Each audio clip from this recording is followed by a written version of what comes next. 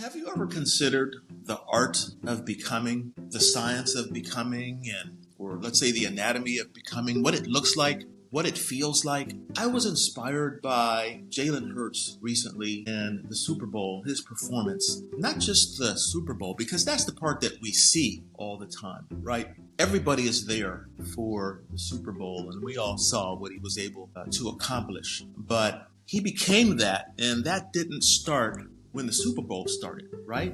I've been following Jalen Hurts for quite a while. Of course, he was the quarterback for the Alabama Crimson Tide. And things weren't perfect in Alabama for him. You'll recall he was sat down and he was replaced by Tua Tagovailoa. And that happened in front of everybody.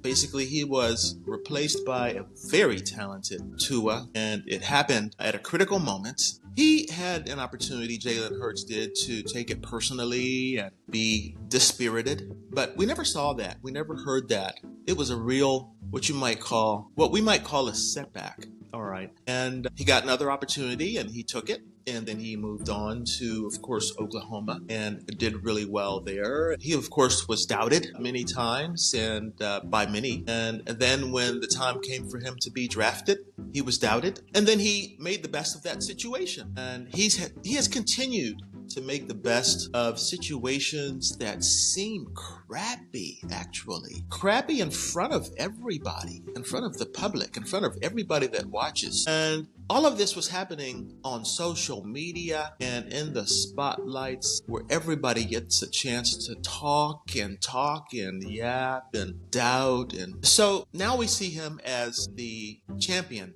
quarterback of the winning Super Bowl team. And it inspired me to talk about the art of becoming. It is an art because when all of that is going on, you sort of have to have a sense of who it is you are on the inside, because there's certainly a lot of people talking on the outside about who you are and who you're not. And so let's talk about the art. And we've talked about this before, but we came at it from a different angle. Now, the art of becoming, I'm going to talk about it in 4 different steps, okay? Now, the first step I would suggest is choosing. It's very difficult. It can be made very difficult, but we can make it easy. We can make it easy, and we can make it easier if we open our minds up and look at what is available out there. Life is constantly showing us opportunities, options, possibilities, choices from which we can look and say, I'll take that. This is what I would really like. It's usually things that excite us. Maybe it's a particular title. Maybe it's a particular subject matter. But it's something that excites us. What excites you? What is it that you just can't get enough of? You can't talk about enough. You can't hear about enough, and you just want more and more. This becomes kind of a clue. Now, we many times get tripped up because we are such habitual about things that we are saying no to that we don't stop to think about what really excites us and things that we would say yes to. That's why it's an art. Art of becoming, learning those things that we will say yes to, all right, and choosing them. So that's the first step, is choosing. What is it that we are going to say yes to? Not just what we will say no to, not just reacting to our fears, not just choosing to try not to lose, all right, but choosing to win, being open to the idea that there's some things that really will pique my particular fancy, learning what to say yes to. All right, so choosing is the first step. Now, the second step in terms of the art of becoming, all right, or even the art of discovering our choice is to aligning, okay? And what we are talking about now is we have already made some choices. That was the first step. But now we are going to align our choices with the rest of our lifestyle, or align the rest of our lifestyle around what we have chosen.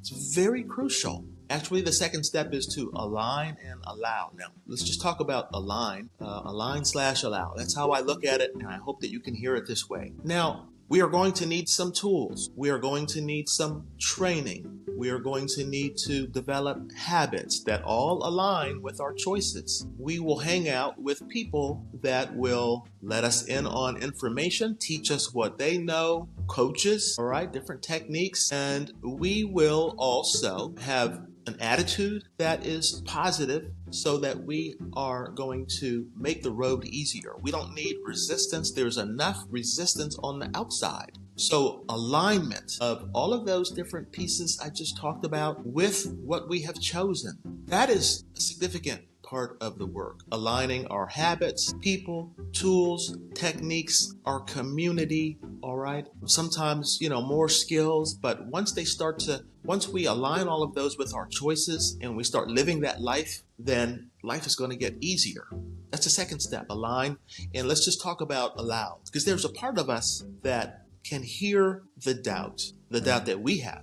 Well, what about, what if, what about, we start to doubt, and that can create resistance. We start to hear other people. We start to answer their questions, and then this creates resistance. So aligning and allowing, that's why they go together, because many times the doubt is hanging in there and it will seep in if we are not conscious of it. So align and allow, that's the second step. Third step is to receive. We've made choices. We've aligned our lifestyle around our choices, and we've not gotten in our way. We've quieted our own doubt, okay? And things are going to start happening. Receive them graciously. Things will start happening to us. The art of becoming. We are starting to physically manifest. We are getting closer, one way or another. The same things that were happening before we made choices and before we did this alignment, things are going to start happening. Graciously receive them. Okay, receiving is the third step. And acknowledge that we are co-creating. We are doing this, okay? Be gracious that all of this is happening to us. We are becoming. It's happening. It's not just in our minds now. We can see it in the flesh. We can feel it. We can feel ourselves being attracted to and things being attracted to us, receiving. And then the final step, not that we're ever done, okay? But I would suggest that the fourth aspect to this, the fourth phase is probably a more effective term for this. The fourth phase is to realize that this is a process here that works. Let's trust the process. Let's have faith in the process that we've been talking about here. And it's something that we can do over and over and over again. We'll start to enjoy some momentum as we trust the process, and we will continue to become all of what it is that we have dreamt of becoming in that first step. All right, so I hope you feel that. It is exactly, and I am 100% certain that, do you think Jalen Hurts dreamt of becoming the quarterback of the winning Super Bowl team just the night before? Or do you think that he had that dream when, let's say, he was in high school or even a younger kid? I would suggest that that dream started long ago, and his life brought him that because he saw himself that way. I hope this hits you in a certain way.